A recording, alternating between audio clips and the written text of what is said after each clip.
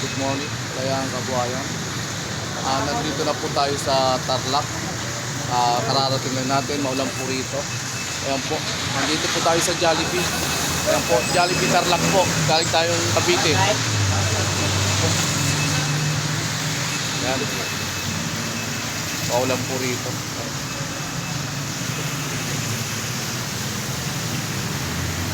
Kakain muna kami sa Jollibee. Ayan po, malagay nyo, Tarlac. Ayan po, Jollibee Tarlac. Ayan, may Chowking, Highway. Dito po kami sa Tarlac. Ayan po, nandito po kami sa loob. Ang asawa ko. Mo-order kami sa Jollibee.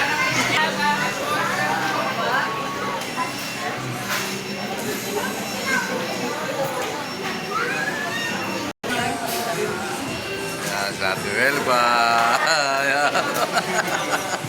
At dito kami sa loob ng Jollibee. Ayan. Palis na kami dito sa Jollibee. Ayan. Sasakay na ako. Dito na ako sa loob ng kotse. Punta kami ng SM Tarlac. Nakapark na ako rito. Pinapark ako rito. Dito sa harap, 100 ang bayad. Sa loob, 30 pesos. Kaya lilipat tayo ng parking ng SM Tarlac. Ayan po yung nagpa-park. Ayan po yung lalaki. Oh. Okay. Nagpa-park yan. 100 ang signal sa amin. Kaya lilipat tayo sa loob ng sa likod. Doon ay 30 pesos lang na ang bayad. Ayan, papasok na tayo ng parking ng SM. Ayan. Mas mahal pala ang harapan pag doon ka nag-park, 100. Dito na tayo sa SM Tarlac. Naka-park na tayo. Ayan na. SM Tarlac. First time ko makarating dito sa SM Tarlac. Ngayon lang ako nakarating rito. Kaya napupuntahan ko lang kasing SM. SM Bacoor, SM Palapala. Yun lang po napupuntahan ko. Ngayon, bago na po napuntahan kong SM. SM Tarlac. Dahil may lakad lang po kami at may tatagpo yung tao.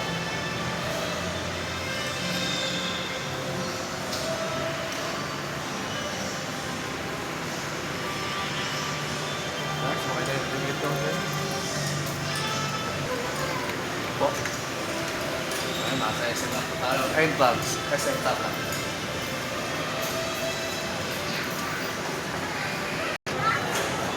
Dito na kami. SM Tarlac.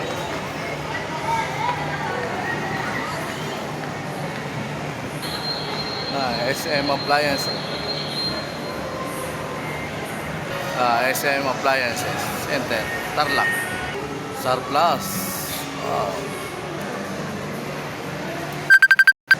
Bagong bukas lang po yung SM Tarlac dahil maaga pa lang nandito na kami. Ayan.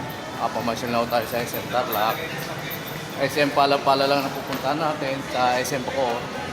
Ito ngayon ang bago, SM Tarlac.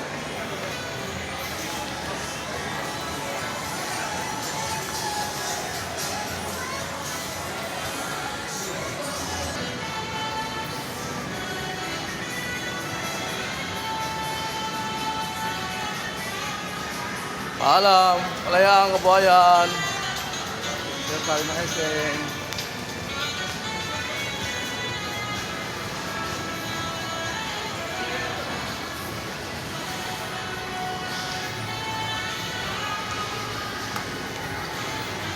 Bababa na ako.